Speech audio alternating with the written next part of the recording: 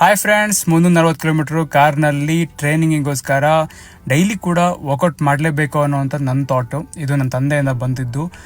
ಊಟ ಬಿಡ್ತೀಯ ಅಂತ ಕೇಳಿದ್ರು ಎಕ್ಸಾಮ್ ಟೈಮ್ನಲ್ಲಿ. ಇಲ್ಲ, ಬಿಡೋದಿಲ್ಲ ಅಂದಿದೆ. ಹಾಗಾಗಿ 10 ವರ್ಷದಿಂದ ನಮ್ಮ ಅಪ್ಪ ಹೇಳಿದ ಮಾತು ಅದನ್ನೇ ಶ್ರದ್ಧೆಯಿಂದ ಪಾಲಿಸ್ಕೊಂಡು ಬರ್ತಾ ಇದ್ದೀನಿ.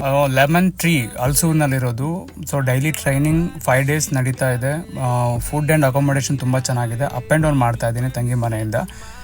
ಆ್ಯಂಡ್ ಜೊತೆಗೆ ನನಗೆ ಟ್ರೈನಿಂಗ್ ವರ್ಕೌಟ್ ಬ್ಯಾಲೆನ್ಸ್ ಮಾಡೋದು ಸ್ವಲ್ಪ ಚಾಲೆಂಜಿಂಗ್, ಆ್ಯಂಡ್ ಅದ್ರ ಜೊತೆ ನನ್ನ ಬಾಕಿ ಬಿಸ್ನೆಸ್ ಕೂಡ ಸ್ವಲ್ಪ ಚಾಲೆಂಜಿಂಗ್. ಬಟ್ ಆಗಲ್ಲ ಅನ್ನೋದೇನೂ ಇಲ್ಲ 100% ಆಗುತ್ತೆ.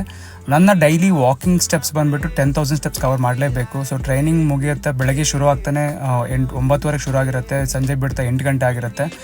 ಮನೆಗೆ ಹೋಗ್ತಾ ನಾನು ವಾಕಿಂಗ್ ಮುಗ್ಲೇಬೇಕಂತ ಹೇಳಿಬಿಟ್ಟು ಇವನ್ 5,000 ಆಗಲಿ 6,000 ಸ್ಟೆಪ್ಸ್ ಆಗಿರಲಿ 10,000 ಕಂಪ್ಲೀಟ್ ಮಾಡದೇ ಬಿಡಲ್ಲ. ಯಾಕಂದ್ರೆ ನಾನು ಕ್ಯಾಲ್ರಿ ಆ್ಯಂಡ್ ನಾನು ತಿನ್ನೋದು ಎಲ್ಲದೂ ಕೂಡ ಕ್ಯಾಲ್ಕುಲೇಟ್ ಮಾಡ್ತಾನೆ ಇರ್ತೀನಿ. ಸೊ ತುಂಬ ಖುಷಿ ಇದೆ. ಆ್ಯಂಡ್ ಬೆಂಗಳೂರು ಟ್ರಾಫಿಕ್ ಅಂತೂ ತುಂಬಾ ಹೆವಿ. ಮಧ್ಯೆ 10 ಕಿಲೋಮೀಟರ್ಗೆ 3/4 ಗಂಟೆ 1 ಗಂಟೆ ಹಿಡಿಯುತ್ತೆ. ನೆಕ್ಸ್ಟ್ ನನ್ನ ಜರ್ನಿ ಮತ್ತೆ ಅಪ್ಡೇಟ್ ಮಾಡ್ತೀನಿ. ಮತ್ತೊಂದು ವೀಡಿಯೋದಲ್ಲಿ ಸಿಗೋಣ. Thank you.